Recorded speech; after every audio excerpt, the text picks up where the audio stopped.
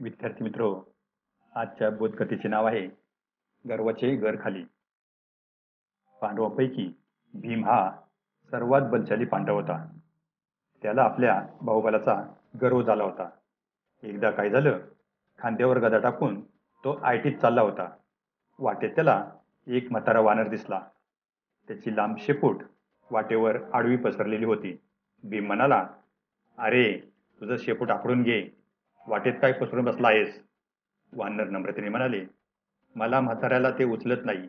फार लांबलचक आहे ना." "तूच उचलून ठेव ना बाबा."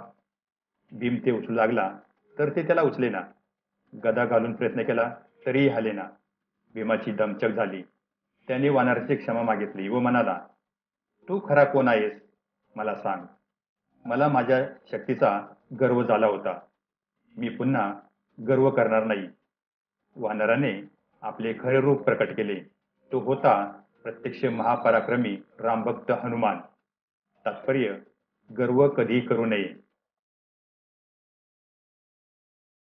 नवनवीन बोधकथावरील व्हिडिओ पाहण्यासाठी गरुड भरारी चॅनल सबस्क्राईब करून बेल आयकॉनवर क्लिक करा व लाईक करून शेअर करा.